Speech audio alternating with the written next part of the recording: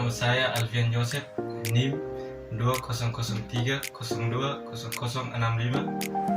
kelas 1C semester 1, jurusan Ilmu Administrasi Bisnis, Fakultas Ilmu Sosial dan Politik, Universitas Nusa Tenggara Kupang. Saya membuat video ini untuk memenuhi tugas mata kuliah pengantar sosiologi. Pada kesempatan ini saya akan menjelaskan tentang sosiologi pada masyarakat. Apa itu sosiologi? Sosiologi merupakan kajian sistematis dan ilmiah tentang perilaku manusia, kelompok sosial, dan masyarakat. Sosiologi memeriksa kekuatan struktural dan kelembagaan yang membentuk kehidupan sehari-hari, perilaku, dan nilai-nilai sosial.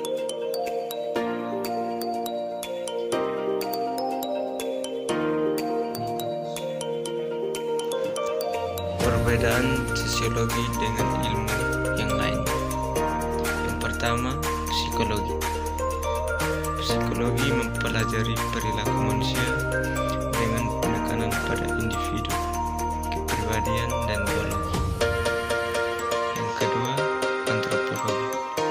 Antropologi mempelajari perilaku manusia masa lalu dengan penekanan pada budaya masa lalu dan budaya masyarakat pra-industri.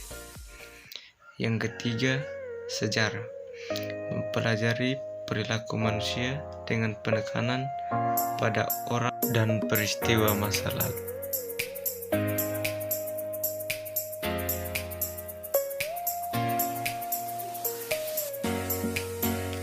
Yang berikutnya, ilmu politik. Ilmu politik mempelajari perilaku manusia dengan penekanan industri politik, pemerintahan, kekuasaan, dan otoritas.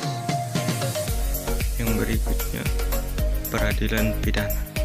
Peradilan pidana merupakan bidang terapan yang menggunakan teori sosiologis dan kriminologis untuk menjelaskan penciptaan, penyebab, dan pengendalian kejahatan. Yang berikutnya, pekerjaan sosial. Bidang terapan yang menggunakan teori sosiologis dan psikologis untuk menjelaskan masalah sosial dan untuk mengoperasikan lembaga yang dirancang untuk mengurangi beberapa konsekuensi dari masalah ini.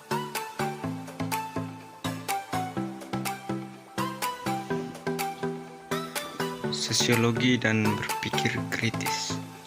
Berpikir secara sosiologis adalah bentuk berpikir kritis yang melibatkan penilaian ide, pernyataan secara objektif.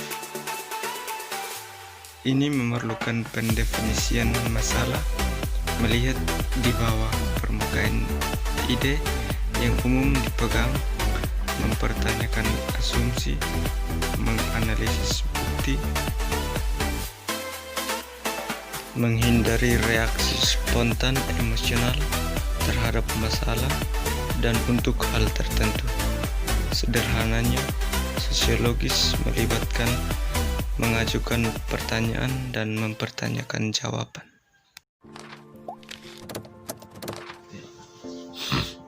Perkembangan sosiologi. Yang pertama, perubahan iklim sosial. Revolusi industri.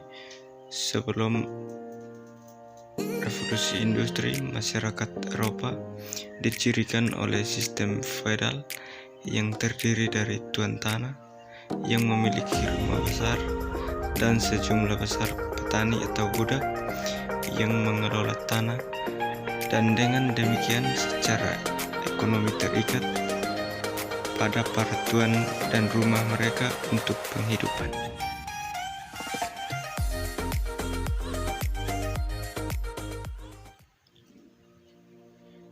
Yang kedua, perubahan iklim intelektual.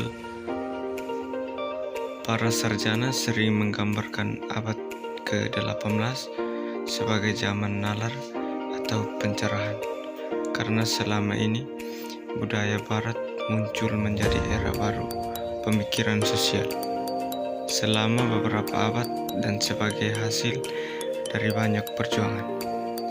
Cara dominan menjelaskan peristiwa sosial bergeser dari teori teologis ke ilmiah. Yang ketiga, sosiologi awal Eropa awal.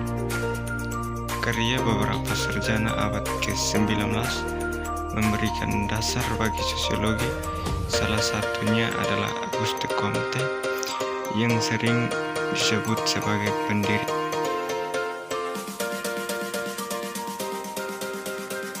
Yang keempat, sosiologi melintasi Atlantik.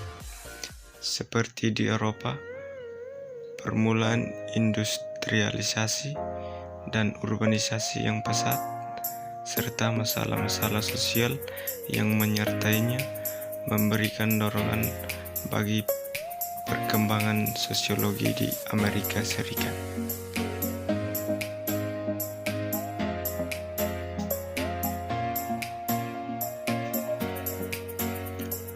Sosiologi dan pengetahuan ilmiah.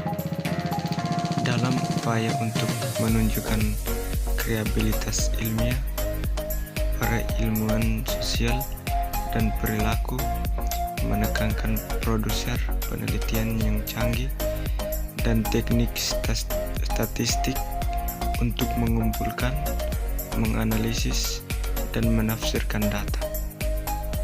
Tujuan pengetahuan adalah untuk mendapatkan pengetahuan tentang fenomena tertentu agar dapat memprediksi dan mengontrol hasil dalam situasi tertentu dengan lebih akurat. Beberapa orang berpendapat bagaimanapun bahwa karena subjek sosiologi berkemauan bebas berpikir, manusia berperilaku secara tidak dapat diprediksi apalagi terkontrol. Hal ini menyebabkan klaim bahwa sosiologi dan ilmu sosial dan perilaku lainnya entah bagaimana lebih rendah daripada ilmu alam.